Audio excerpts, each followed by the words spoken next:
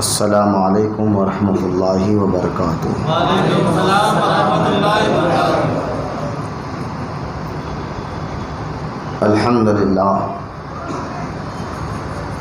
الحمد للہ رب العالمین، والصلاة والسلام علی سید المرسلین وعلی آلہ وصحابہ اجمعین، اما بعد فاعوذ باللہ من الشیطان الرجیم، بسم اللہ الرحمن الرحیم۔ وَأَمَّا مَنْ خَافَ مقام ربه ونهى النفس عن الهوى فإن الجنة هي المأوى۔ آمنت بالله صدق الله العلي العظيم۔ وقال الله تعالى في شأن حبيبه الكريم، إن الله وملائكته يصلون على النبي يا أيها الذين آمنوا صلوا عليه وسلموا تسليما۔ اللهم صل على سیدنا و مولانا محمد معدن الجود والکرم وعلی آلہ وبارک وسلم، صلاۃ و سلام علیک یا رسول اللہ صلی اللہ تعالی علیہ وسلم۔ گزشتہ اتوار ہم نے ریاضت اور مجاہدہ کے بارے میں بیان کیا تھا، اور وقت اتنا تھا نہیں، ابھی بھی اتنا زیادہ وقت نہیں ہے کہ اس کے بارے میں اور ڈیٹیل کے ساتھ بیان کروں، لیکن اسی کے ہم دوسرا پارٹ شروع کر رہے ہیں۔ اور ہمارا یہ مقصد جو ہے بیان کرنے کا، ایک مرید کی اصلاح کیسے ہوتی ہے اور وہ نیک کیسے بنتا ہے، اور اس کا روح، اس کا دل، اس کا مزاج کس طرح صاف ہوتا ہے، اس کے لیے ایک مرید کو ریاضت کا کرنا ضروری ہوتا ہے۔ تو ریاضت کیا ہے، مجاہدہ کیا ہے، اس پر ہم نے گزشتہ اتوار بہت ڈیٹیل کے ساتھ بات کی تھی۔ آج بھی اسی بات کو انشاءاللہ آگے بڑھائیں گے، لیکن اس بات کو آگے بڑھانے سے پہلے، کیونکہ یہ ذی الحج کا مبارک مہینہ اور آنے والے اتوار ہی کو عید ہوگی، تو شاید آنے والا اتوار کا ہمارا پروگرام نہیں ہوگا، تو یہ مبارک مہینہ جو اسلامی کے حساب سے آخری مہینہ ہے، حج کا مہینہ، یہ ذی الحج مہینہ اسلامی کے حساب سے، جیسا کہ سن عیسوی کے حساب سے جب دیکھا جائے تو دسمبر کا مہینہ آخری ہوتا ہے، تو اسی طرح اسلامک مہینوں میں یہ آخری مہینہ ہے، حج کا مہینہ، اور محرم اسلامی حساب سے پہلا مہینہ ہے۔ تو اکثر علماء فرماتے کہ اس مہینے کی اسلامی مہینوں میں آخری مہینہ قربانی پہ ختم ہوتا ہے، اور اسلامی مہینوں میں پہلا مہینہ محرم وہ بھی قربانی سے شروع ہوتا ہے۔ تو قربانی چاہے وہ جان کی ہو، مال کی ہو، جیسا کہ یہ بھی قربانی ہے کہ آپ نے وقت نکال کر اپنے نیند کو قربان کیا، اپنے وقت کو قربان کر اللہ کے لیے آ کر مسجد میں بیٹھ گئے، یہ بھی ایک قربانی ہے۔ تو یہ قربانیاں دینا اللہ کو بہت پسند ہے، اور قربانی دینے والے سے اللہ محبت کرتا ہے۔ تو انشاءاللہ یہ حج کا یہ مبارک مہینے میں بہت سے لوگ جو حج کے لیے، حج 4-5 دن کا ہوتا ہے، جیسا کہ 8 ذی الحجہ کو حاجی جو ہے مینا کے میدان میں صبح رہتے ہیں، پھر 9 کی صبح وہ عرفات کے میدان میں آ جاتے ہیں، پھر 9 کی رات یعنی 10ویں شب کو پھر مزدلفہ میں گزارتے ہیں، پھر وہ صبح جو ہے مینا کے میدان میں آ جاتے ہیں، اور وہاں 2-3 دن گزارتے، یہی حج ہے۔ عرفات میں دعا کرنی ہوتی ہے، مغرب سے پہلے سورج ڈوبنے سے پہلے پھر حاجی مزدلفہ آ جاتے ہیں، اور پھر مزدلفہ میں آ کے رات گزارتے ہیں۔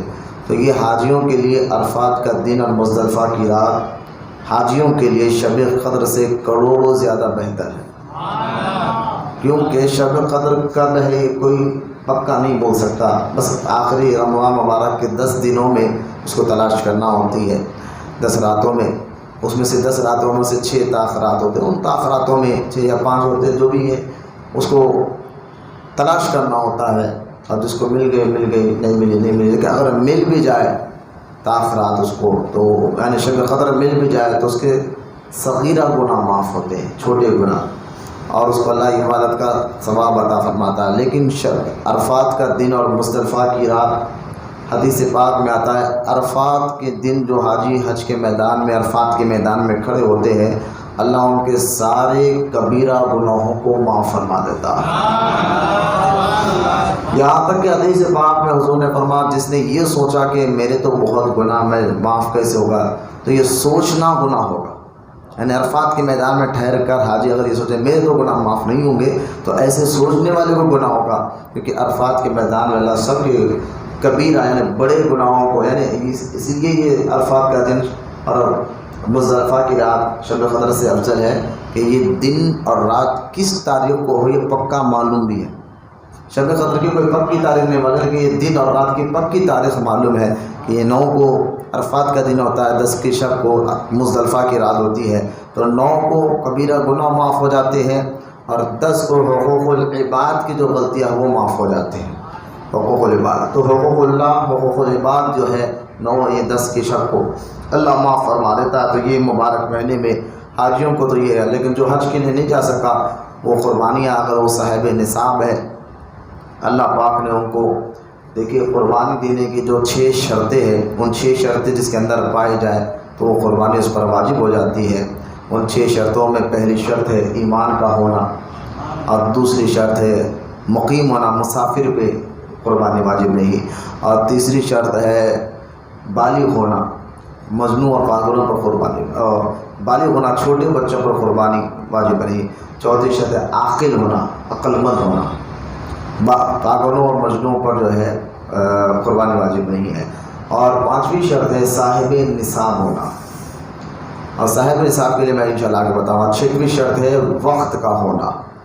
یہ 6 شرطیں ہیں، ان 6 شرطیں جس کے پاس ہو، یعنی مومن ہونا، مقیم ہونا، عاقل ہونا، بالغ ہونا اور وقت کا ہونا، اور جو ہے صاحب نصاب ہونا، یہ ساری شرطیں جن کے اندر پائی جاتی ہے اس پر قربانی واجب ہوتی ہے۔ اب عموماً 5 چیزیں تو ہمیں مل جاتی ہیں، جو جیسا کہ مقیم ہے، مسافر نہیں ہے، مومن بھی الحمدللہ، پھر جو ہے عاقل ہے، پاگل مجنون نہیں ہے، بالغ ہے جس کی عمر بڑی ہو گئی ہے، اور وقت بھی ہمیں مل جاتا ہے قربانی کا۔ لیکن جو اس کے اندر ایک شرط ہے، 6 شرط ہونا ضروری ہے، 6 میں سے ایک بھی اگر کمی رہی تو نہیں ہوگا۔ اور 6ویں شرط ہے صاحب نصاب ہونا۔ اب صاحب نصاب اس کو کہتے ہیں کہ قربانی کے مسئلے میں، کیونکہ یہ ضروری ہے، چند باتیں میں یہ اب سے اپنے خواہشات سے دور رہنا، نفس سے جو ہے جنگ کرنا، یہ بھی ایک قربانی ہے۔ قربانی کا باطنی مقصد کیا ہے میں آپ کو بتانا کوشش کر رہا ہوں۔ دیکھو ایک شرط جو صاحب نصاب ہونا، جس کے لیے جاننا ہمارے لیے ضروری ہے کہ صاحب نصاب سے مراد دیکھیے زکوٰۃ کے مسئلے میں اور قربانی کے مسئلے میں باریک سا فرق ہے۔ زکوٰۃ دینے والے کو بھی صاحب نصاب ہونا ضروری ہے، قربانی دینے والے کو بھی صاحب نصاب ہونا ضروری ہے۔ صاحب نصاب کس کو بولتے ہیں میں بتاؤں گا، لیکن پہلے اس کی مسئلہ سن لیجیے آپ۔ زکوٰۃ دینے والے کے لیے سال کا گزرنا شرط ہوتا ہے، پیسوں پر کتنا گزرنا، سال کا گزرنا شرط ہوتا ہے، اور قربانی دینے والے کے لیے سال کا گزرنا شرط نہیں ہے۔ اگر یہ 3 دن کا وقت ہے، قربانی کا وقت ہونا شرط ہے نا، پہلا دن، دوسرا دن اور تیسرا عصر تک کا دن، تو یہ 3 دنوں کے اندر اس کے بعد اتنا پیسہ آ جائے جو قربانی دے سکتا ہے تو اس پر قربانی واجب ہو جاتی ہے، یعنی وقت کے اندر جو ہے پیسے آ جائے، تو یہ بھی ذہن میں رکھے۔ اب صاحب نصاب کون؟ دیکھیے جس کا گھر ہو، اور گھر ذاتی ہو یا کرایہ، اسے کوئی مطلب نہیں، گھر ہو، رہنے کے لیے، کھانے کے لیے برتن وغیرہ گھر پر، برتن پر، اور گاڑیوں پر جو ہم استعمال کرتے ہیں جو چیزوں پر جو روزمرہ کی زندگی میں، تو اس پر تو جو ہے صاحب نصاب نہیں کرے گا۔ اس کے علاوہ ایکسٹرا اس کے پاس سامان ہو، گھر، گاڑی، برتن، کپڑے کو چھوڑ کر ایکسٹرا اس کے پاس سامان ہو، اور اس کی مقدار کم سے کم آج کے دور کے حساب سے بات بتا رہا ہوں، کیونکہ 52.5 تولے چاندی، جس کے پاس اتنا پیسہ ہو کہ وہ 52.5 تولے چاندی خرید سکتا ہو، یا 7 تولے یا 6 تولے سونا خرید سکتا ہو۔ 52.5 تولے چاندی آج کے دور میں 35,000 روپے میں آ جاتے ہیں، آج کے 600 روپے دورہ، تو اس حساب سے لگاتا تو 35,000 میں 52.5 تولے چاندی آ جاتی ہے، تو جس کے پاس 35,000 روپے ہو تو اس پر قربانی واجب ہو جاتی ہے۔ قرضہ نہ ہو اگر اس کے پاس اتنا قرضہ ہے تو قرضہ کو اور اپنے پاس حاجت اصلیہ، مثال کے طور پر کسی نے گھر خریدا ہے بیچنے کی نیت سے، زمین خریدی بیچنے کی نیت سے، ایک گاڑی تو ہے یہ استعمال اس میں نہیں، دو گاڑیاں ہیں، تین گاڑیاں ہیں، تو یہ ضرورت سے زیادہ ہو گئے ہیں۔ اسی طرح گھر میں کچھ ایسے فضول کا لوہا سامان رکھا، اگر بیچے تو 1 لاکھ روپے آ جاتے ہیں، فضول کا کوئی کام کا نہیں ہے، تو یہ سارے چیزوں کو بھی دیکھا جائے گا اور دیکھ کر اگر خرچہ اس کو 50,000 کا ہے اور اس کے پاس سامان 1 لاکھ روپے کا ہے تو 50,000 مائنس بھی کرتے تو 50,000 بچتے ہیں، تب بھی اس پر قربانی واجب ہو جاتی ہے۔ لیکن اگر قرضہ نکالنے کے بعد کچھ بھی نہ بچے، زیرو ہو جائے، تو اس پر قربانی واجب نہیں ہوتی ہے۔ اور ایک غلطی ہمارے پاس کیا ہوتی ہے، باپ، بیٹا، ماں، بیوی، بہن، یہ یاد رکھے 5 چیزیں کا عموماً کبھی یہ ہوتا ہے کہ باپ کے پاس بھی پراپرٹیاں ہے، بیٹے کے پاس بھی پراپرٹی ہوتی ہے اپنے خود کی کمائی ہوئی، ماں کے پاس سونا ہوتا ہے اور بیوی کے پاس بھی سونا ہوتا ہے، سونا چاندی، اسی طرح بیٹی کے پاس بھی سونا یا چاندی ہوتا ہے۔ ہم عموماً بعض لوگ یعنی بہن کے پاس سمجھے بھائی، تو بعض لوگ پہلے سے ایڈوانس میں اس کے لیے سونا یا چاندی یا کوئی زمین خرید کر پھر جب اس کی شادی کے لیے ہم بھیجنے کی نیت کر دیتے ہیں۔ تو اب یہ 5 جنے ہیں، تو بعض لوگ کیا کرتے ہیں معلوم ہے، بیٹا بتا اماں میں قربانی میں یہ دیتے رہا ہوں بس کافی ہے، نہیں، یہ 5 جنے جن کے پاس اتنا پیسہ ہے 35,000 روپے، اگر پیسہ نہیں بھی ہے تو سونا اتنا رکھا ہوا ہے، چاندی اتنی رکھی ہوئی ہے، تو یہ 5 کا الگ الگ قربانی بنے گی۔ 5 کی دیکھ لو کون آ رہا ہے، میری طرف نظر ہے، یہ 5 جنے ہیں، باپ کے پاس بھی پیسہ ہے، پراپرٹی ہے، بیوی کے پاس سونا چاندی ہے، تو صرف مثال شوہر صرف میں دے رہا ہوں قربانی، بیوی کو بولا تو خاموش ہو جائے تو نہیں چلے گا، باپ شوہر کی الگ، بیوی کی الگ، پھر اسی طرح جو ہے بیٹا ہے، بیٹا بھی کما رہا، بالغ ہو گیا کما رہا، اس کی پراپرٹی ہے، اس کے پاس پیسہ ہے کم سے کم 35,000 روپے، تو پھر بیٹے کے الگ۔ اب بہن ہے، بہن کے پاس سونا اس کا ایڈوانس میں لے کر رکھا ہوا ہے، یا پھر پیسہ ایڈوانس میں بینک میں فکس ڈپازٹ کرا دیا گیا ہے، یا زمین رکھا دیا، تو پھر بیٹی کی الگ۔ تو سب کی جو ہے بہن ہے تو بہن کے پاس سونا چاندی ہے تو اس کا نصاب لگا لے۔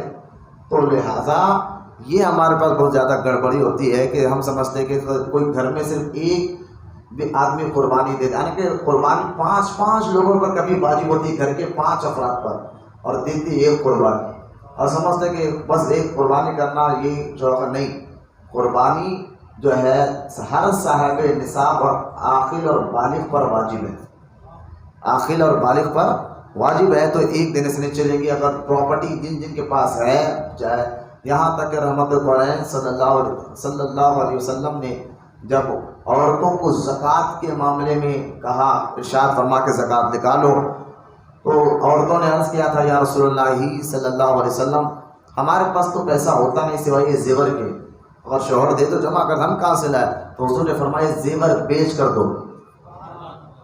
تو عورتوں نے اپنے زیور بیچ کر، جن پر زکوٰۃ واجب ہو رہی تھی، عورتوں نے اپنے صحابیہ نے اپنے زیور بیچ کر زکوٰۃ نکالی۔ تو لہٰذا یہ اپنے بیویوں کو بھی، میں تو اکثر کہتا ہوں اپنی بیویوں کو، بہنوں کو اللہ کی راہ میں دینے کی عادت بھی ڈالیے پہلے سے، نفل صدقے بھی، تاکہ وہ یہ زکوٰۃ کا معاملہ، قربانی کا معاملہ اللہ نہ کرو کہ دل پہ پھر بوجھ نہ ہو۔ جو عورت نفل صدقے دینے کی عادت ڈالتے ہیں نا، تو پھر اس کو اللہ کی راہ میں نکالنے کی عادت سے بن جاتی ہے، وہ بن جاتی ہے، تو پھر اس کے دل پہ کبھی معاذ اللہ بوجھ نظر نہیں آتا کہ میں اپنا سونا کیوں، جو اپنے جو اللہ اور اس کے رسول سے محبت کرتی ہے، تو پھر وہ بغیر جھجک جو ہے بیچ کر کیوں نہ ہوتا، وہ اپنا جو ہے حق ادا کرتی ہے، اللہ کا حق ادا کرتی ہے۔ لہٰذا یہ مسئلہ ضروری تھا میں سمجھانے کا۔ جو قربانی دینے کی نیت کر چکے ہیں، شاہ عبدالحق محدث دہلوی رحمۃ اللہ تعالیٰ علیہ فرماتے ہیں کہ تم لوگ جو قربانی دینے والے ہو، اس سنت کو زندہ کرو جس کو بہت سے لوگ بھول گئے ہیں۔ پوچھا کہ حضور وہ کون سی سنت ہے جو قربانی دینے والے بھول چکے ہیں؟ کہا وہ چاند دیکھنے تک، یعنی چاند دیکھے اس بات سے اور عید کی نماز یعنی قربانی دینے تک اپنے ناخن اور سر کے بال اور بغل کے بال نہ کاٹے۔ جب قربانی دینے والے ناخن نہ کاٹے، بال نہ کاٹے، جب قربانی دیں گے کی نماز پڑھ کر قربانی جب دیں گے تو انشاءاللہ وہ جب کاٹے تو اس کو زیادہ اللہ پاک اجر و ثواب عطا فرمائے گا۔ لہٰذا یہ مختصر طور پر میں نے یہ باتیں اس لیے بتا دی تاکہ یہ دور چل رہا ہے قربانی کے مسئلے، ہمارے مریدین بھی اس کو سمجھنا چاہیے کہ قربانی کا مقصد کیا ہے، اس کا فلسفہ۔ آپ جانور ذبح کر رہے ہیں تو گوشت جو ہے ہم کھا رہے یا رشتہ داروں کو کھلائے یا غریبوں کو کھلائے، یہی اللہ کا مقصد ہے جو حکم دیا اللہ پاک نے؟ نہیں، اصل مقصد کیا ہے کہ اصل مقصد جو ہے قربانی کا اللہ کی رضا ہے۔ ایک بات کہ اللہ کی رضا کے لیے کام، اللہ تعالیٰ نے قرآن میں فرمایا محبوب تم کہو اپنے غلاموں سے کہ میری نماز، میرا رضا، میرا حج، میری قربانی اللہ کے لیے ہے۔ جو عموماً دعا بھی پڑھتے ہیں قربانی کے بعد، تو لہٰذا ایک تو نیت یہ ہے کہ اللہ کی رضا ہے، اور دوسری مقصد جو ہے آپ کو اللہ پاک عادت ڈالنا چاہتا ہے اپنے خواہشات سے لڑنے کی۔ ایک پیسے سے بڑا بندہ محبت کرتا ہے، مال سے، دولت سے، تو اس مال اور محبت سب سے زیادہ محبت جو ہے پیسے یا مال سے نہیں، اللہ اس کے رسول سے رکھنا چاہیے۔ جس کے دل میں اللہ رسول کی سب سے زیادہ محبت ہے تو وہ پیسے کو نہیں دکھتا، مال کو نہیں دکھتا، وہ اللہ کی رضا کے لیے جن کو اللہ نے دولت دی ہے، صاحب نصاب بنایا ہے، وہ ضرور قربانی دے۔ لیکن یاد رکھے کیونکہ عموماً ایسے گھروں میں باپ بھی کماتا ہے، بیٹا بھی کماتا ہے، تو باپ بیٹے خالی ایک دینے سے نہیں بنے گی، باپ پر الگ بنے گی، بیٹے پہ الگ بنے گی۔ اللہ ہم تمام کو اچھا اور ایک چیز دیکھیں آپ، یہ بھی ایک مسئلہ ہمارے پاس ہوتا ہے، باپ کی کمائی نہیں ہے، بیٹا کما رہا ہے، اور بیٹا کہتا ہے بھائی میری کمائی تو قربانی میں کما رہا ہوں، بیچارے والد صاحب تو بیمار ہے، جو بھی ہے ضعیف ہے، انہوں کوئی کمائی نہیں ہے، کوئی پراپرٹی بھی نہیں ہے، بس بیٹا تنہا کما رہا، تو بیٹا کیا کہتا میں آپ کے سال ابا کے نام سے قربانی دے دوں گا، یا امی کے نام سے قربانی دے دوں گا، یا دادا کے نام سے دوں گا۔ یہ بھی غلط ہے۔ جس پر قربانی واجب ہوتی ہے بیٹے پر ہوئی تو پہلے بیٹے اپنے نام کی نکالے گا، اس کے بعد اگر اور دے اور اس کے پاس دولت ہے تو وہ اور ایک بکرا یا اور ایک جانور خرید کر باپ کے نام کے نکالے، بابا اماں کے نام کے نکالے، دادا کے نام کے نکالے، لیکن جس پر واجب ہوتی ہے پہلے وہ خود اپنے نام کے نکالنا اس کے لیے ضروری ہے، جس پر واجب ہوتی ہے۔ تو یہ بھی ہمارے یہاں خاص طور عجیب عجیب لوگ جو ہے نا من چاہی عبادت کرنا چاہتے ہیں، رب چاہی نہیں، فرق یہی ہوتا ہے نا۔ اسی لیے نہ عبادتوں میں سکون مل رہا، نہ سرور مل رہا۔ میں اکثر یہ بات کہتا ہوں کہ ہم اگر نماز ہی کو لے لیجئے، اگر ہم نماز کو سیکھ کر پڑھنے والے بن جائے، پھر نماز میں جو نورانیت ہے، جو کیفیت ہے، اس کا اثر آپ کے دل پر بھی ہوگا، روح پر بھی ہوگا، آپ کی مزاج پر بھی اترے گا، کیونکہ ہم سیکھتے نہیں مسئلے مسائل کو۔ اب سیکھیں گے بھی نہیں، سننا بھی نہیں چاہیں گے، پھر من چاہی عبادت کریں گے، تو شیطان کا ارادہ یہ ہے کہ آپ کو اس طرح کے وسوسے ڈالے، الذی یوسوس فی صدور الناس من الجنۃ والناس، وہ تمہیں وسوسے ڈالتا ہی اس لیے ہے کہ جو من چاہی عبادت کرے وہ رب سے دور ہو جاتا ہے اور شیطان اپنے مقصد میں کامیاب ہو جاتا ہے۔ اصل عبادت رب چاہی ہونا چاہیے، اس لیے عبادت کرنے سے پہلے عبادت کو سیکھا جاتا ہے۔ تو قربانی دینے سے پہلے قربانی کے مسئلے، قربانی عبادت ہے اللہ کی، تو اس کو سیکھنا پڑتا ہے۔ بس من چاہے نہ، ابا بولی ایسا، ابا نہیں مان رہے، امی نہیں مان رہے، دادا نہیں مان رہے، کیا عبادت سیکھ کے آ رہے؟ ارے بھائی نہیں مان رہے تو تم جو ہے اللہ کو ناراض کرتے ہو، قربانی دو گے۔ یاد رکھیں حدیث پاک میں حضور نے فرمایا رب کی نافرمانی میں تو کسی کی اطاعت مت کرو، یعنی کوئی کام ایسا ہو جس سے اللہ کی نافرمانی ہو رہی ہو، وہ کام اگر تمہارے ابا بولے یا امی بولے یا دادا بولے ان کی بات نہیں سننا ہے آپ کو، تو جو نیک اور جائز کام ہو وہ کام میں ماں باپ کی اطاعت کرنا ہے، اور جن کام میں اللہ ناراض ہو رہا ماں باپ کر یہ کام کر تو میں ناراض ہو جاؤں گی، تو ماں باپ ناراض ہوئے پروانے، اللہ اس کے رسول کو ناراض نہیں کرنا ہے، یہ ذہن میں رکھے آپ۔ تو رب کی نافرمانی میں ہم کو کسی کی اطاعت کرنے کی اجازت نہیں ہے، مسئلہ ذہن میں رکھ لے۔ تو کوئی ہم اگر اللہ کی اطاعت میں اگر باپ ناراض ہو رہا ہے، ماں ناراض ہو رہا ہے، تو یہ ان کی ناراضگی پہ کوئی آپ کی پکڑ نہیں ہوگی، کوئی آپ کی گرفت نہیں ہوگی، کوئی اللہ پاک آپ پر عذاب نازل نہیں کرے گا۔ لہٰذا آپ کو پہلے اللہ اور اس کے رسول کی رضا دیکھنا، اس کے بعد ماں باپ کی رضا دیکھنا۔ تو یہ بھی ذہن میں رکھ لیں کہ ماں باپ گناہ کا کام بولے تو ہمیں کرنے کی اجازت نہیں ہے۔ نیک اور جائز کام میں ماں باپ ہو، رشتہ دار ہو، کوئی بھی ہو، دوست ہو، کوئی بھی ہو، نیک اور جائز کام میں ایک دوسرے کی مدد کرنا، گناہ اور ناجائز کاموں میں ایک دوسرے کی مدد کرنا نہیں ہے. تو یہ کیونکہ قربانی کے معاملات تھے تو مختصر طور پر میں خاص طور ہمارے خانقاہ کے مرید کو تو یہ یاد رکھنا چاہیے تاکہ یوں صحیح طور پر سیکھ کر وہ عبادت کرے گا نا. پھر حدیث پاک میں آتا ہے جب دیکھیں قربانی کو قربانی کے طریقے سے اب کبھی آپ دے. حدیث مبارکہ میں آتا ہے جب قربانی کا ایک خطرہ جب کسی گھر پہ گرتا ہے اللہ اس گھر سے سارے بلاؤں کو اٹھا دیتا ہے.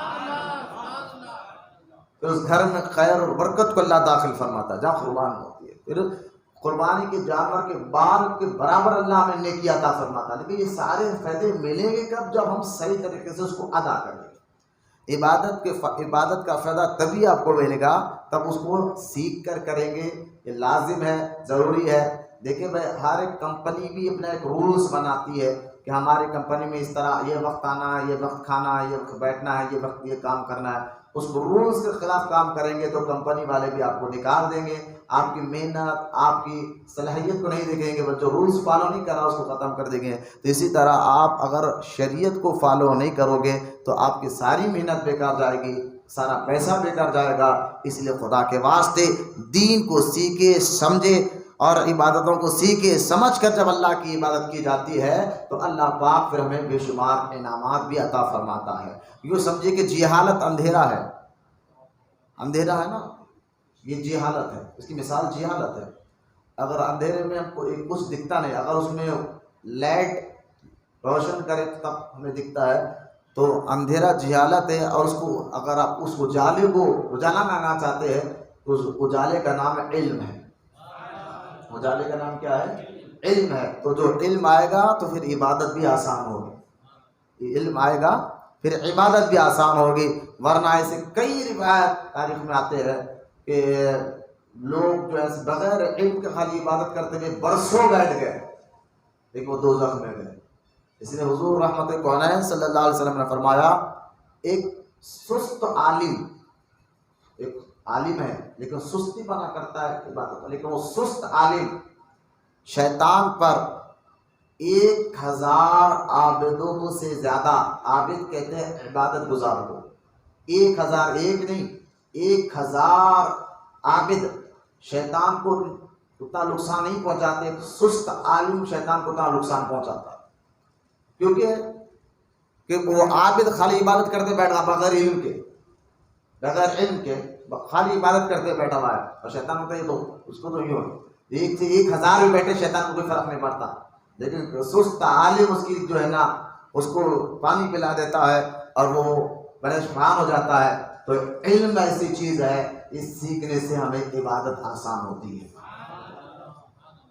عبادتیں آسان ہوتی ہے. بہت سے ایسے ہم لوگ دیکھا ہے کچھ چیزیں ہم نے اپنے اوپر ایسے فرض واجب کر دیا ہے، تعجب ہوتا ہے جب ہمیں پتہ چلتا ہے کہ یہ چیزیں انہوں نے اپنے اوپر لازم کر لیے. جب کہ وہ چیزیں نہ اس کا تعلق نہ اسلام سے ہوتا ہے، نہ اللہ رسول سے ہوتا ہے، نہ دین سے ہوتا ہے. جو اس کا تعلق اسلام اور دین ہے جیسا کہ نماز ہے، روزہ ہے، عبادت ہے، جو اوپر ہم پر لازم ہے اس کو اتنی اہمیت نہیں دیتے. لیکن جو باپ داداؤں نے بلا وجہ کے چیزیں ہم پر جو لازم کر دی اس کو سب سے زیادہ اہمیت دی جا رہی ہے. یہ ہے شیطان کا بھٹکاوا، یہ ہے نفس کا بھٹکاوا. جیسا کہ آپ دیکھیں کسی کا انتقال ہو جائے، ہمارے پاس رولز بن گیا کہ زیارت کو بکرا ہی کٹے گا، اب لازم ہوگا. لیکن نہ اس سے کوئی تعلق اسلام کا ہے، نہ حدیث کا ہے، نہ قرآن کا ہے. بس 40واں ہوگا تو 2 بکرے کٹیں گے، بس لازم ہے، ضروری ہے. اب وہ بیچارہ جس کے گھر میں جنازہ ہوا ہے وہ اس کی کمائی بھی اتنی نہیں ہے لیکن بکرا کاٹنا لازم ہے. باپ بولے، دادا بولے، خاندان کے بڑے بول دیے بھائی نہیں کاٹیں گا تو ہم زیارت میں نہیں آئیں گے. اور بیچارہ آج کے دور کے حساب سے آپ دیکھ لیں ایک بکرے کا ریٹ 10,000 روپے، اچھا سا بکرا 12 کلو 13 کلو کا لے گا تو 10,000 روپے ہے. اب اس کی کمائی مہینے کے 6,000 7,000 ہے. اب انہوں نے کیا کر رہا؟ زیارت کرنے کے سے سود سے پیسہ لا رہا، انٹرسٹ سے پیسہ لا رہا، یا پھر دوستوں سے قرضہ لے رہا. اب زیارت اس کی ہو رہی مرحوم کی، اور اس سے زیادہ زیارت تو اس کی ہو جا رہی، قرضے میں ڈوب جا رہا، سود میں قرض، کیونکہ لازم ہو گیا نا. خدا کے واسطے دین کا ایسا مذاق نہ بنے، پرواہ نہیں، تھوڑا محنت کرنا پڑے، اپنے گھر والوں کا ذہن بدلے کہ یہ کوئی لازم ضروری نہیں ہے زیارت 10واں 20واں 30واں 40واں، اس کا مقصد کیا ہے پہلے ان کو بتایا، مقصد کو پتہ نہیں ہے ان کو ہے، کوئی بھی چیز کا پہلے آپ مطلب اور مقصد اگر آپ سمجھیں گے تو اس کا فائدہ ہوگا۔ بغیر مقصد کے وہ ہوا میں چھڑی چلانا بولتے ہیں، کس کو مارا ہوتا ہے، بس چلا مار رہا ہوں، کیا مار رہا کس کو لگ رہا پتہ نہیں چل رہا۔ تو بغیر مقصد کے جو ہے نا کوئی مسئلے کو ہم سمجھ نہیں سکتے۔ پہلے آپ یہ سمجھائیں ان کو کہ بھائی زیارت کا 10واں 20واں 30واں 40واں جو بھی ہے اس کا مقصد کیا ہے، کیوں کرتے ہیں۔ اپنے آپ کو سنی تو بول رہے ہیں، غلام یہ رسول میں موت بھی قبول ہے، یہ بھی ہم بولتے ہیں نا، غوث پاک کا 11ویں کرنے والے، لیکن ہمیں کیوں 11ویں کرتے ہیں نہیں معلوم مقصد۔ اگر کوئی وہابی بدعقیدہ ہم سے پکڑ کے وجہ 11ویں کیوں کرتے، عرس کیوں کرتے، 10واں 20، ارے بھائی نہیں اچھا ہے سنی ہونے کی پہچان ہے، ٹھیک ہے بھائی سنی ہونے کی پہچان ہے، لیکن وجہ کیا ہے کرنے کی، اس سے کیا فائدہ ہوتا ہے۔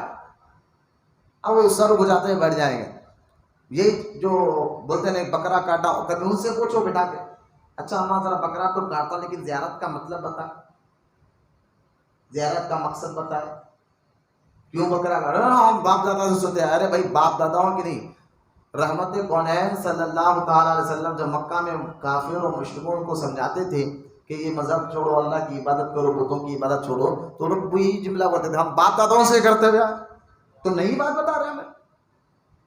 یہ جملہ آج اہل ایمان بولتا ہے، تعجب ہوتا ہے کہ ہم باپ داداؤں سے کرتے ہوئے تمہیں نئی بات بتا رہے ہو۔ ارے بھائی آپ کے باپ دادا کوئی عالم نہیں تھے، مفتی نہیں تھے، نہ علم سے دور تھے، تو کم سے کم تم سیکھ کر عبادت کرو، اللہ کی رضا کے لیے کرو بھائی۔ زیارت 10واں 20واں 40واں اس کا مقصد ہے مرحوم کو ثواب پہنچانا، اس کا تو کوئی مقصد نہیں، مرحوم کو ثواب پہنچے تاکہ اس کے گناہ معاف ہو، ثواب پہنچنے سے اس کی قبر میں جنت کا باغ بنے، اس کا قبر کا گڑھا، اس کو جنتی کفن اللہ عطا فرمائے۔ تو ثواب جو ہے نا، زندے لوگ جو ہے نا مرحومین کو ثواب کے ذریعے کو فائدہ پہنچاتے، تو ثواب کے ذریعے فائدہ پہنچاتے، فائدہ کب ملے گا کہ یہ پیٹ بھرے لوگ کھانا کھا کر جو ہے عیب نکالتے ہیں، زیارت کے کھانے میں نمک زیادہ ہوگا، سالن میں وہ ہو گیا، مرچی زیادہ ہو گئی، یہ پیٹ بھرے لوگ کھانے سے کوئی فائدہ نہیں ہوگا مرحومی کو، جن کے گھر میں بڑی مشکل سے ایک ٹائم کا چولہا بھی بڑی مشکل سے سلگتا ہو، محنت کریں تو کبھی ان کو کھلاؤ، پھر ان کی آنکھ سے دعائیں نکلے گی تو اس کا فائدہ مرحوم کو بھی ہوگا انشاءاللہ۔ لہٰذا ہمیں تو یہ بہت سی چیزیں ایسی چیزیں جو ہمارے اوپر ہم نے خود ساختہ لازم کر لی ہے کہ قربانی ایسے کرنا ہے، زیارت ایسی کرنا ہے، شادیوں میں سانچک ایسی کرنا ہے، یہ رسمیں ہیں، اور ایسی ایسی رسموں میں پتہ نہیں عجیب رسمیں جس کا کوئی اسلام سے تعلق نہیں، اور جو اسلام سے تعلق والی عادتیں ہیں، شریعت کا حکم ہے، اس کو تو کوسوں دور ہم خود بھی پڑے ہوئے ہیں، پھر ہم جو ہے مسلمان ہیں، پھر ہم پر طرح طرح کے ظالم لوگ حکم نہیں کریں گے تو پھر کون کرے؟ حکمران جو ہم پر نئے طریقے سے حکمران ہمارے اوپر جو مسلط ہو رہے ہیں نا، یہ مسلط ہونے کی وجہ ایک ہمارے اعمال بھی ہیں، ہم اس کو سمجھے، دین سمجھے اور عبادت سیکھ کر کرنے سے فائدہ ہوگا انشاءاللہ۔ یہ مسئلہ آپ ذہن میں رکھیں، اپنے بچوں کو سمجھائیں، اپنے گھر میں پیار محبت سے سمجھائیں۔ تبلیغ کا کام سب سے پہلے حضور نے اپنے گھر والوں سے شروع کیا تھا، سب سے پہلے اپنے گھر والوں سے سرکار نے شروع کیا تھا۔ اللہ پاک نے جب حکم دیا تو اللہ پاک نے فرمایا محبوب پہلے اپنے گھر والوں کو، اپنے قبیلے والوں کو بلاؤ اور ان کو توحید کے بارے میں سمجھاؤ۔ اور قرآن میں بھی اللہ پاک فرماتا ہے اے ایمان والو اپنے آپ کو اور اپنے گھر والوں کو دوزخ کی آگ سے بچاؤ۔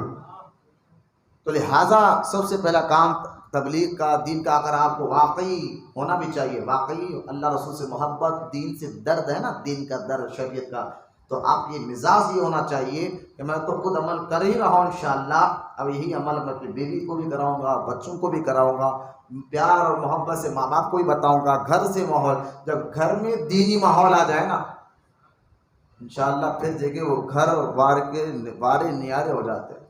جب بیوی بچوں کو پتہ چلا ہے صبر کیا کہتے ہیں، صبر کس کو کہتے ہیں، ان کی مزاج میں صبر آ جائے نا، پھر وہ شوہر کے ایسے فرمانبردار بن جاتے ہیں کہ صبر کرنے کے فائدوں کو پتہ چل جائے، پھر وہ ناحق کی خواہشات نہیں کریں گے کہ فلاں کی دعوت ہے یہ کپڑا دلاؤ، فلاں کا معاملہ یہ سونا دلاؤ، کیونکہ شوہر کی جو حقیقت وہ جانتی ہے اور اس پر صبر کرتی ہے تو پھر اس میں جو لذت ہے، اس میں جو صبر، تو صبر کے بارے میں ہو، دین کے بارے میں اپنے بیوی بچوں کو سمجھائے۔ بس ہم اکیلے آئے صبح صبح نماز پڑھ لے کے سمجھ رہے کہ ہم بہت بڑا کام کر رہے ہیں کہ میں نماز پڑھ رہا ہوں، میں نے نہیں بھائی ٹھیک ہے بہت ضروری ہے آپ کے لیے عبادت، لیکن ساتھ ہی ساتھ آپ نیکی کی دعوت اپنے گھر میں بھی دیتے رہے، بیوی بچوں کو سمجھاتے رہے، اولاد کو سمجھاتے رہے، جو ماں باپ ہے ماں باپ کو پیار و محبت سے سمجھاتے رہے ایسا نہیں ایسا ہے، تو انشاءاللہ آپ کوشش تو کریں نا۔ نہیں سنتے، اماں نہیں سنتی، بیوی نہیں سنتی، بھایا نہیں سنتے، سو اپنا اپن کرتا رہتا ہے، حضرت آپ کی بات سن لیے، مسجد میں واہ واہ بولیے، سبحان اللہ بولیے، چلے گئے،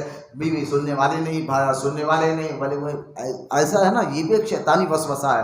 اصل میں آپ کوشش تو کریں، قرآن میں اللہ یہی تو کہہ رہا ہے تو میرے راہ میں کوشش تو کر، میں کرم فرمانے والا ہوں، ہے نا۔ کوشش پہ ہم نہیں کرتے، ہاں دوسرے کاموں میں کوشش بولو، بینک سے لون لینا معلوم ہے اپنی ایسے دینے کی کوشش کرو، فلاں کام میں کوشش بولو، پوری کوشش کریں گے۔ دین کا مسئلہ آتے کہ نا یار نہیں مانتے، چھوڑو یہ لوگ نہیں مانتے ہماری بات، تو یہ شیطان جو ہے نا آپ کے دماغ آپ کے مزاج کے ساتھ کھیل رہا ہے، ان چیزوں کو دور اگنور کرے، کوشش کرے انشاءاللہ، کر محنت خامی آمد، جو بڑے بزرگ کہتے تھے نا اصل ان باتوں پہ کہتے تھے، اب اس کو نئے نئے طریقے لگے تو محنت نہیں ہے، اب خالی بیج ڈال دیے آپ کھیت میں اور دیکھ لیتے بیٹے کب جھاڑ اگتا، کب پھل لگتا، کب جھاڑ اگتا، کب پھل لگتا، تو ساری زندگی دیکھتے رہے تو بھی کچھ نہیں ہوتا، اس پہ محنت کرنا پڑتا، پانی ڈالنا پڑتا، ہل چلانا پڑتا، اس کی حفاظت کرنا پڑتا، تب جا کر وہ جھاڑ نکلتا، بیج سے جھاڑ بنتا، جھاڑ سے پھل نکلتا، پھل جب اس کا فائدہ ہمیں ملتا ہے، تو خالی دین حاصل کر لے کے بیٹھ کے بھائی تو پڑھ لیا ہے، بیوی نہیں سن رہی، خالی میں دیکھتے رہتا ہوں سمجھا نہیں، کوشش کرے، کیا کرے، نیکی کی دعوت کی، یہ پہلا فریضہ ہے مریدوں کا، یہ پہلا فریضہ ہے مریدوں کا، ورنہ بزرگان دین رحمۃ اللہ تعالی علیہ کو دیکھے، صرف وہ اپنی ذات تک نہیں، میں آپ کو یہی سمجھانا چاہتا، درود پاک پڑھے ایک مرتبہ، اللہم صلی علی سیدنا محمد معدن الجود والکرم وعلی آلہ بارک وسلم۔ قربانی کے مسائل اور نیکی کے کچھ باتیں بتانے کے بعد، ریاضت اور مجاہدہ، گزشتہ اتوار میں نے آپ کو بتایا تھا، مجاہدہ محنت کو کہتے ہیں، ریاضت یعنی عبادت کرنا، عبادت میں محنت کرنا، اور اپنے مزاج کو اپنے ظاہر باطن کو پاک کرنے کے لیے مجاہدہ ضروری ہے۔ اعلیٰ حضرت امام احمد رضا خان رضی اللہ تعالیٰ عنہ سے جب پوچھا گیا کہ اپنی مزاج کو پاک کرنے کے لیے کم سے کم کتنے سال ریاضت اور مجاہدہ کرنا ہوگا، تو آپ نے فرمایا کم سے کم 80 سال، اور آگے اعلیٰ حضرت نے فرمایا اگر رب چاہے تو اس کا فضل ہو جائے تو وہ 80 سال ایک دن میں بھی پورے ہو سکتے ہیں، لیکن ہمیں کرنا چاہیے اور اس کی راہ میں کوشش کرنا چاہیے، اور نفس سے نفسانی خواہشات ہو، شیطانی خواہشات، اچھا دیکھیے نفس کیا ہے، میں نے جو اتوار میں بتایا تھا، نفسانی خواہشات اور شیطانی خواہشات میں فرق ہوتا ہے، شیطان جو ہمیں خواہش ڈالے، ان دونوں خواہشوں سے دور رہنا ہے، ٹھیک ہے، نفسانی، لیکن دونوں کو پہچانے کیسا، کون سا خواہش نفس کی ہے اور کون سی خواہش شیطان کی، ٹھیک ہے، سب جملہ ہے، تو یہ خواہش بھی میں آپ کو انشاءاللہ اس تاکہ یہ خواہش پتہ چلے تو پھر آپ اس سے مجاہدہ کر سکتے ہیں، یعنی اس سے لڑ سکتے ہیں آپ اپنے آپ سے، تب آپ کو پتہ تو چلے کہ نفس خواہش ڈالتا ہے تو اس سے کیسا لڑے، شیطان خواہش ڈالتا ہے تو اس سے کیسے لڑے، اور دونوں میں پہلے لڑیں گے کب، جب آپ پہچانیں گے کہ شیطانی خواہش کون سی ہے اور نفسانی خواہش کون سی ہے، جب پہچانیں گے تب لڑیں گے نا، بغیر پہچان کے تو لڑائی نہیں ہو سکتی۔ اور نفس سے مجاہدہ کرنا، صحابہ بھی دیکھیں، اب اصحاب صفہ تھے حضور کے دور مبارکہ میں، 400 کے زیادہ قریب صحابہ تھے جو 24 گھنٹے سے اپنے نفس سے مجاہدہ کرتے تھے، یعنی اللہ کی رضا والا کام کرتے تھے۔ اب نفس کی 3 قسمیں میں نے آپ کو بتایا، نفس امارہ، نفس لوامہ، نفس مطمئنہ۔ نفس امارہ جو ہمیشہ وہ بندہ ہمیشہ گناہ کرتے رہتا ہے، نفس لوامہ وہ نیکی بھی کرتا ہے گناہ بھی کرتا ہے، جس کو نفس مطمئنہ ہو وہ اولیاء اللہ کا نفس ہوتا ہے۔ اب نفس سے ہمیں فیس طلب کرنی، میں نے یہ بھی بتایا آپ کو کہ نفس اگر کوئی جائز خواہش بھی ڈالے کہ بریانی کھا لے تو آپ اپنے نفس سے فیس لے کہ ٹھیک ہے بھائی کھاؤں گا لیکن پہلے 2 رکعت نفل پڑھوں گا یا 100 بار درود پڑھوں گا، تو فیس لینے سے نفس اپنے خواہشات کو کم کرتا ہے، تو پھر خواہش کرتا ہے نفس کہ ٹھیک ہے پہلے تو کھا لے اس کے بعد نفل نماز پڑھنا، اس کے بعد درود پڑھنا، تو آپ اپنے نفس کو کہنا پہلے پڑھوں گا بعد میں کھاؤں گا. اس طرح نفس فیس طلب کرنے والے بن جائے تو انشاءاللہ نفس خواہشات ڈالنا چھوڑ دیتا ہے. دھیرے دھیرے وہ آپ کی فرما تربیت ہو جاتی ہے. حرام اور ناجائز خواہش کو پوری کرنا ہے ہی نہیں ہے.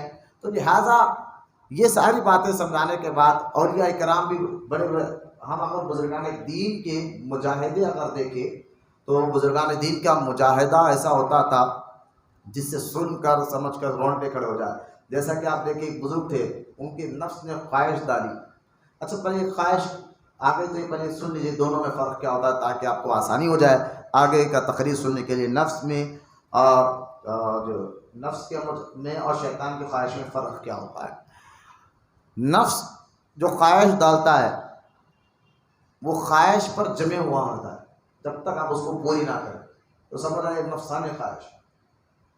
نفس جو خواہش ڈالتا ہے آپ کے دل میں یہ کر، تو اس پر جب تک وہ آپ کریں گے نہیں جب تک وہ اس خواہش پر جمے ہوا رہتا. اور شیطان جو خواہش ڈالتا ہے اگر آپ نے اس کی پوری نہیں کی تو اچھا یہ نہیں کرا تو پھر وہ خواہش بدل جائے یہ کر لے، یہ نہیں کرتا وہ کہتا ہے پھر یہ کر لے، یہ نہیں کرا تو کہتا ہے یہ کر لے. جو خواہشات بدلے وہ شیطانی خواہشات. جو شیطان تمہیں جب خواہشات بدلنے کی کوشش کرتا ہے یعنی بدل کر آپ کے اندر خواہشات ڈالتا ہے، یہ نہیں کرتا تو یہ کر لے، یہ نہیں کرتا تو یہ کر لے، یہ نہیں کرتا تو یہ کر لے. لیکن نفس جو خواہش ڈالتا ہے اس پر مضبوطی سے کھڑا ہوتا ہے، کر یہی کر یہی کر یہی کر. تو سمجھ جائے یہ دو چیزیں نفسانی خواہشات اور شیطانی خواہشات میں فرق آپ کو سمجھ میں آئے گا انشاءاللہ. اب جیسا کہ آپ بزرگان دین کے دیکھیں، ایک بزرگ میں نے آپ کو بتایا نفس مجاہدہ ضروری ہوتا ہے. قرآن میں بھی اللہ فرماتا ہے وَأَمَّا مَنْ خَافَ مَقَامَ رَبِّهِ، اور جو اپنے رب کے حضور کھڑے ہونے سے ڈرے اور نفس کو خواہش سے روکے.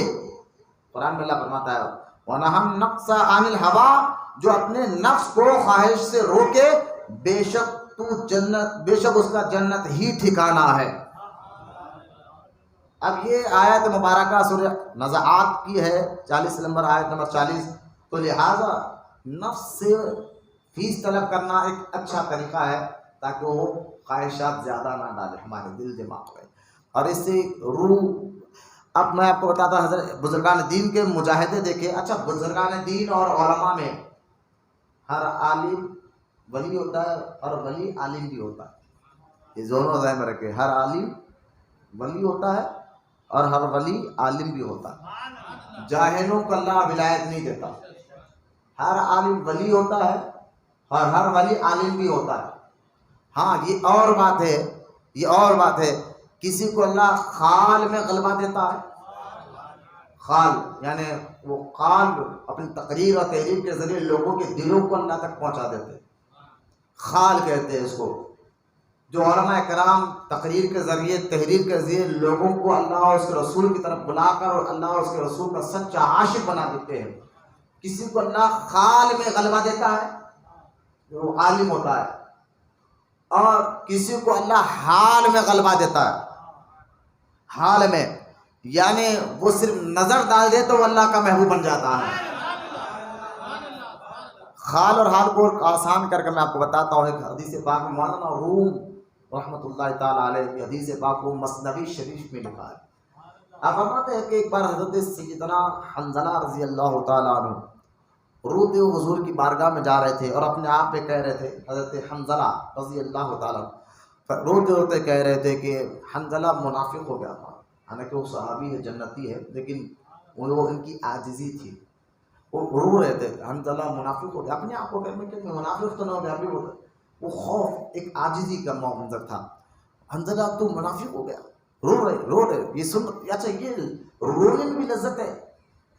یہ ہمارے جیسا دکھاوے کا رونا نہیں تھا، واقعی رونا تھا، یعنی خوف خدا کا رونا کہ واقعی کوئی تو منافق تو نہیں ہو گیا. یہ رو رہے. سیدنا ابو بکر صدیق رضی اللہ تعالیٰ عنہ کہہ رہے ہیں حنظلہ یہ کیوں کہہ رہا؟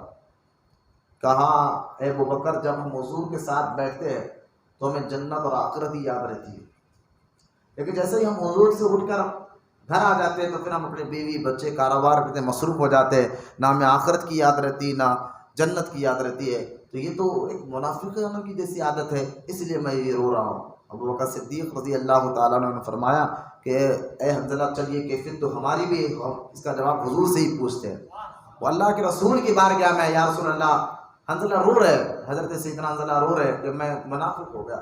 رحمت کونین صلی اللہ علیہ وسلم نے فرمایا حنظلہ بات کیا ہے؟ تو انہوں نے یہی بات کی حضور ہم آپ کے ساتھ بیٹھے تو ہمیں آخرت یاد آتی ہے، آپ کی باتیں سن کر، آپ کا چہرہ دیکھ کر بس دنیا بھول ہی جاتے ہم. لیکن جیسے ہی باہر نکلے پھر ہمارا کام وہی دنیا کے کاموں میں مصروف ہو جاتے ہیں. تو حضور نے فرمایا اے حنظلہ یہ کیفیت جو میرے ساتھ بیٹھنے پر آتی ہے نا، یہ کیفیت کا آنا بھی ایمان کی علامت ہے. یہ کیفیت کا آنا، حضور نے فرمایا یہ آنا بھی اس کیفیت کا یہ بھی ایمان کی علامت ہے. اور اگر تم میں سے اٹھنے کے بعد بھی اس کیفیت کو جما کے رکھو تو اے حنظلہ یاد رکھو یہ کیفیت جو میرے سامنے ہے، میرے سامنے سے اٹھ کے جانے کے بعد بھی یہ کیفیت کو تم نے محنت اور مجاہدہ کر روک کر رکھ لیا. آخرت کا خیال، اللہ کی رضا کا خیال ہمیشہ ذہن میں رکھا، دل میں رکھا، اس پہ عمل کرتے رہے. میرے سے جانے کے بعد بھی کاروبار کا مسئلہ ہو، اللہ کا اگر یہ کیفیت کو جما کر رکھ لیا تو فرشتے تم سے مصافحہ کریں گے، تم جہاں جاؤ.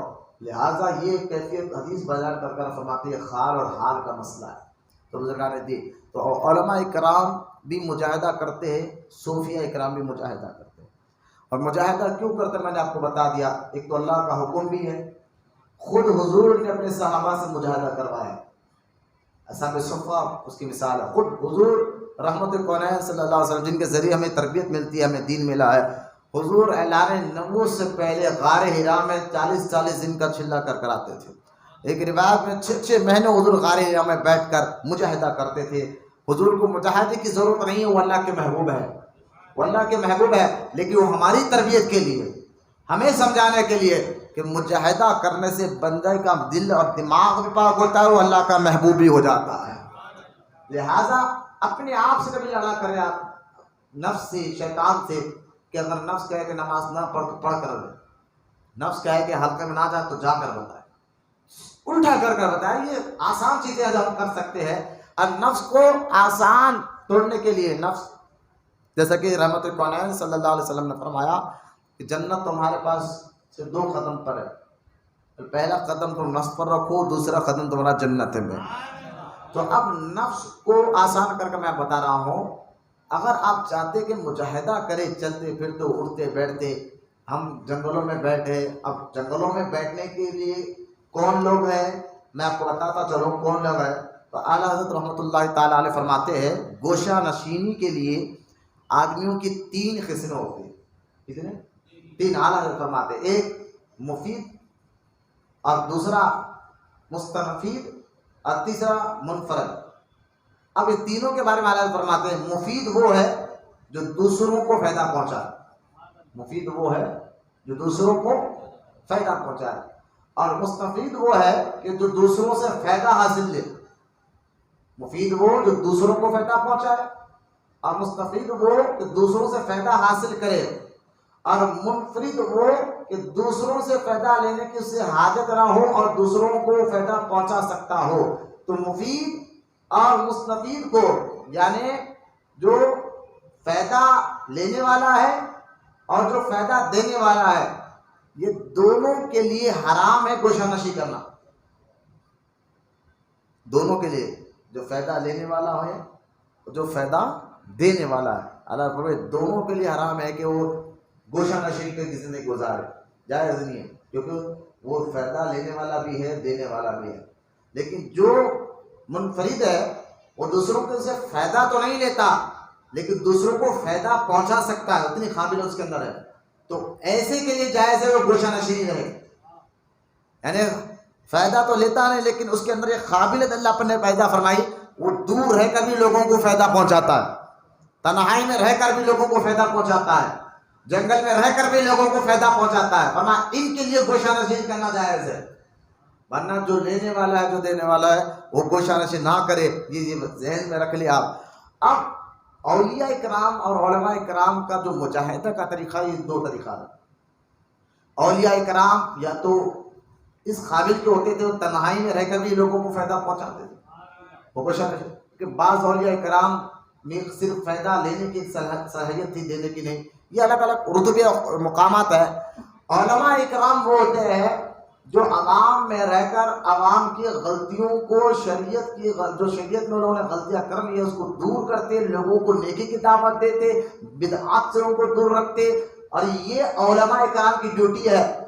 اولیاء اکرام جو جنگلوں میں بیٹھ کر اللہ کی عبادت کرتے ہیں، اور علماء اکرام بازار میں رہ کر، مارکیٹ میں رہ کر، لوگوں کے درمیان رہ کر لوگوں کو گناہوں سے بچاتے، نیکی کی دعوت دیتے ہیں۔ یہ ان کا مجاہدہ ہے، یہ علماء کا مجاہدہ ہے، وہ اولیاء کا مجاہدہ ہے۔ اس لیے یہاں اعلیٰ حضرت رحمۃ اللہ تعالیٰ علیہ فرماتے ہیں کہ یہاں دو بزرگوں کے اپنے واقعات لکھے کہ ایک تو ابن حجر مکی رحمۃ اللہ تعالیٰ علیہ کا واقعہ آپ نے لکھا کہ آپ نے ایک عالم صاحب کی وفات کے بعد ان کو خواب میں دیکھا۔ ابن حجر مکی رحمۃ اللہ تعالیٰ علیہ، ایک عالم کا انتقال ہوا تو ان کو خواب میں دیکھا۔ اعلیٰ حضرت لکھ رہے یہ بات ہے، خواب میں دیکھا، دیکھ کر پوچھا اللہ تعالیٰ نے آپ کے ساتھ کیا معاملہ فرمایا؟ انہوں نے فرمایا اللہ نے مجھے جنت عطا کی۔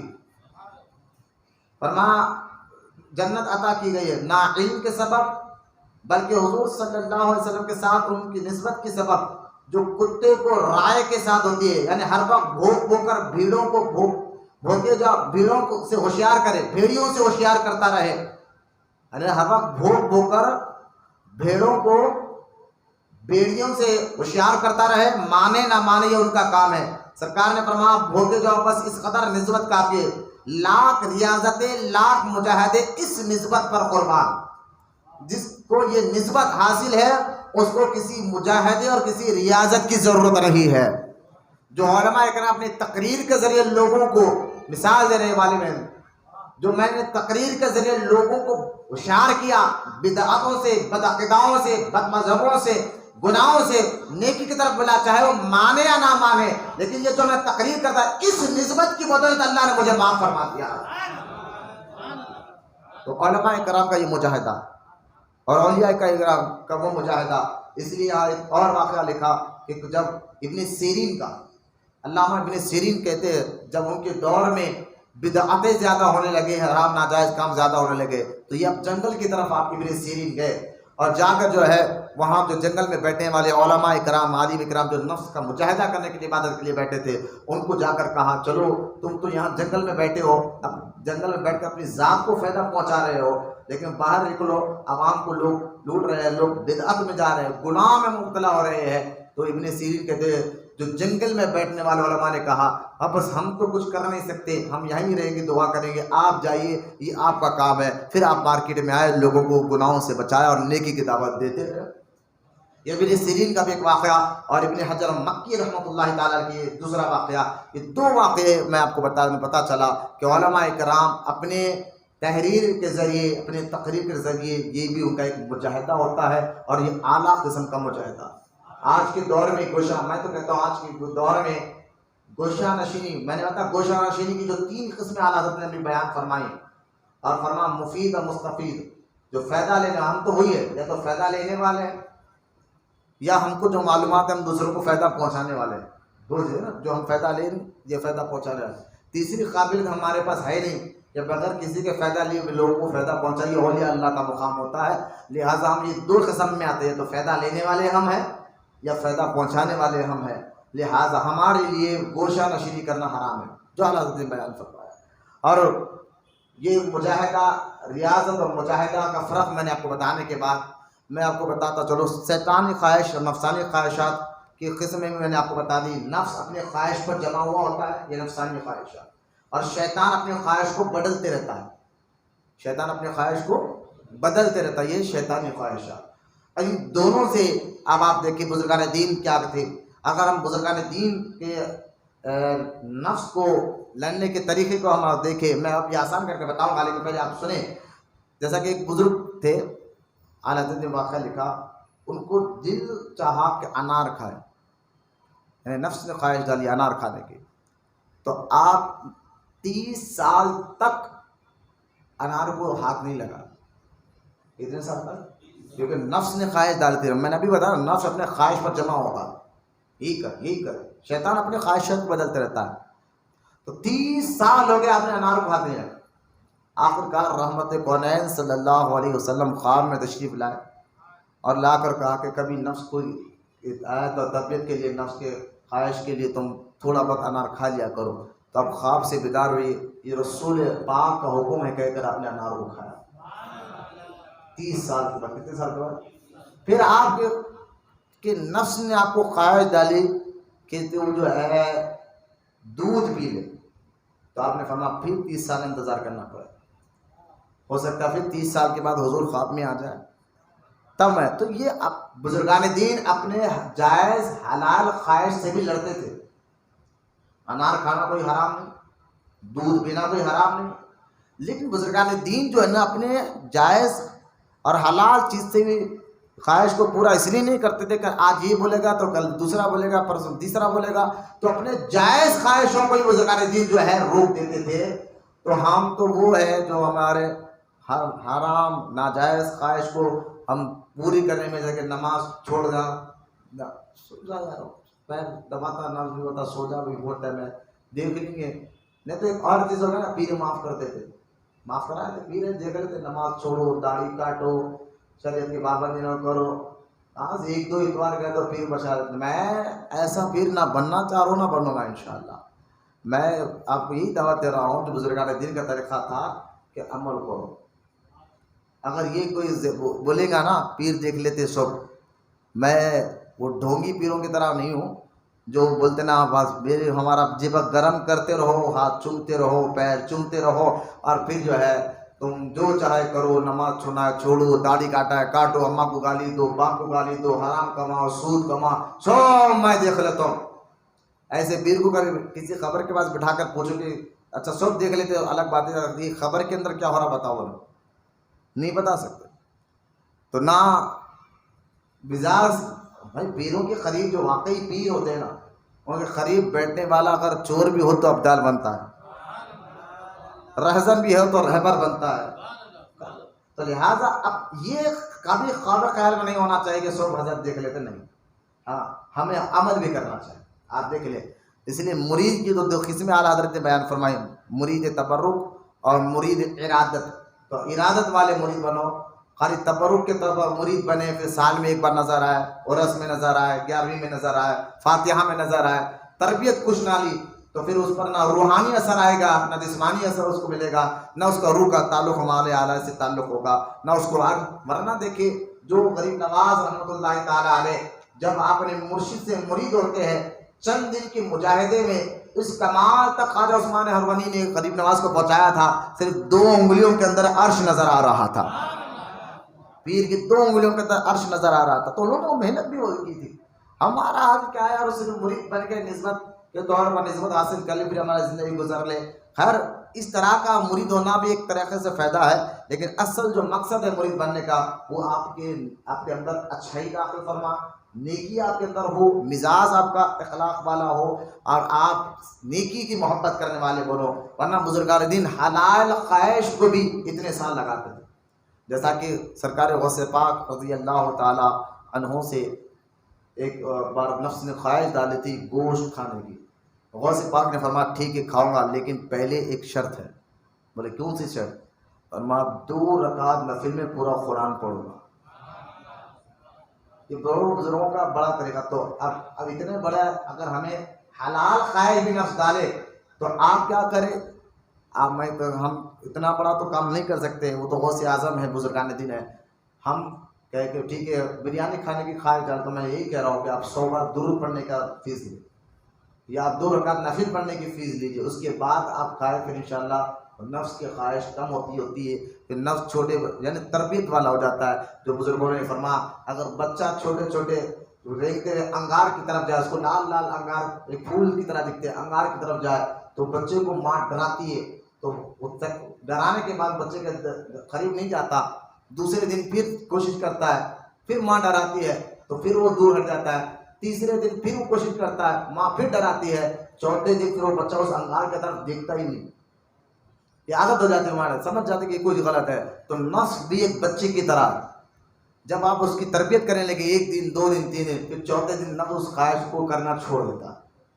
یہ آپ تربیت کریں, قد افلح من تزکا کے تحت پھر اللہ آپ کے دلوں کو پاک فرما دے گا، پھر آپ کا دل آئینے کی طرح ہو جائے تو اسی دل پر اللہ کی رحمتوں کا نزول ہونا شروع ہو جاتا ہے۔ بزرگان، اب ہمیں آسان کر میں، کیونکہ ذکر کا وقت ہو گیا ہے، آسان کر ایک بات بتا تو یہ آپ سن لیجئے۔ ایک تو میں نے نفس سے فیس طلب کرنے والے بنے، حلال جائز ہے۔ دوسرا، اگر آپ چاہتے کہ آپ کی روحانیت بڑھے، اور بڑھنا بھی چاہیے انشاءاللہ، آپ کا ظاہر باطن پاک ہو، آپ کی مزاج اچھی بنے، اخلاق اچھے بنے، مزاج میں نیکیوں سے محبت آئے، گناہوں سے نفرت آئے، تو آپ حضور کی ہر سنت پہ عمل کرنے والے بن جائیں۔ اب سنت تو دو قسم کی ہوتی ہے، سنت مؤکدہ، سنت غیر مؤکدہ، اور خالی سنت، اور بھی قسمیں ہیں، لیکن سنت مؤکدہ وہ تو ہر ایک مسلمان کو لازم ہے کرنا۔ وہ سنت مؤکدہ پہ عمل، بیٹھ جائے سنت مؤکدہ پہ عمل جو ہے ہر ایک مسلمان کو تو لازم ہے عمل کرنا، چاہے، کیونکہ سنت مؤکدہ وہ سنت ہے ایک بار اگر کسی نے چھوڑا تو برا کیا اور لگاتار چھوڑتے رہے تو پھر اللہ کا عذاب بھی اس پر آئے گا، یعنی گناہ گار بھی ہوگا۔ لیکن سنت غیر مؤکدہ اور سنت جو ہے وہ، یہ جو سنتیں ہے، حدیث پاک میں آتا ہے نا کہ اللہ کے رسول صلی اللہ علیہ وسلم نے خود ارشاد فرمایا کہ اللہ فرماتا ہے کہ بندہ فرائض اور نوافل اور سنت کے ذریعے اللہ کا قرب حاصل کرتا ہے۔ سنت کے تو یہاں سنت سے مراد، اس حدیث میں علماء فرماتے ہیں یہ سنت سے مراد سنت مؤکدہ نہیں، وہ عام سنتیں ہیں۔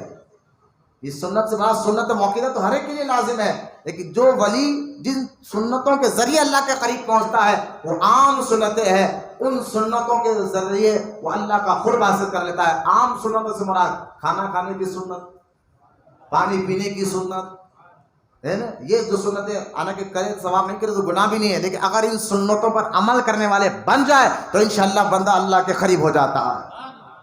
تو آپ کھانا کھانے کی سنت سیکھیں، پانی پینے کی سنت سیکھیں، بیٹھنے کی سنت، لباس پہننے کی سنت، بات کرنے کی سنت، سر میں تیل لگانے کی سنت، آنکھوں میں سرما لگانے کی سنت، ناخن کاٹنے کی سنت، کپڑے کس طرح کر پہننا، یہ تمام سنتیں تو انشاءاللہ حضور یہ تمام سنتیں فرض تو سیکھنا ضروری ہے، واجب بھی سیکھنا ضروری ہے۔ سنت مؤکدہ واجب میں آتی ہے، واجب بھی سیکھنا ضرور، فرض یا واجب سیکھنا تو ضروری ہے، لیکن ان سنتوں پر جو بندہ عمل کرتا ہے انشاءاللہ وہ رب کا قرب حاصل کر لیتا ہے۔ اور یہی آپ سے آج کے بعد آپ کے لیے یہی نفس مجاہدہ بھی ہوگا، آسان مجاہدہ۔ آپ کو جنگل میں بیٹھنا نہیں ہے تسبیح لے کر اللہ اللہ کر، آسان مجاہدہ آپ کو بتا کہ آپ سنتوں پر عمل کرنے والے بڑھیں۔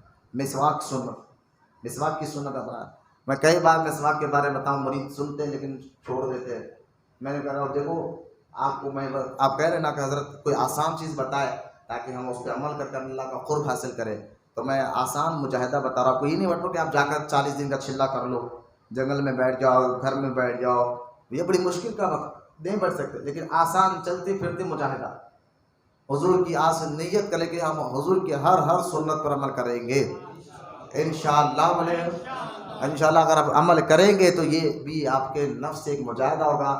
مسواک کے عادی بن جائیے، سرما تیل کے عادی بن جائیے، سنت کے طریقے سے پانی کی پینے کا ہو، کھانے کا طریقہ ہو، لال دسترخوان پہ کھانا ہے، اس ساری سنتوں پر انشاءاللہ عمل کرے۔ اور بھی سنتیں، کنگھا کرنے کی سنتیں، ناخن کاٹنے کی سنتیں، بال کاٹنے کی سنتیں، ان سنتوں کو اپنی زندگی میں لائیے، انشاءاللہ دل بھی پاک ہوگا، ظاہر بھی پاک ہوگا، باطن بھی پاک ہوگا۔ اللہ کی بارگاہ میں دعا اللہ ہم تمام کو کہنے سننے سے زیادہ عمل کی توفیق عطا فرمائے۔ وما علینا الا البلاغ والحمد للہ رب العالمین۔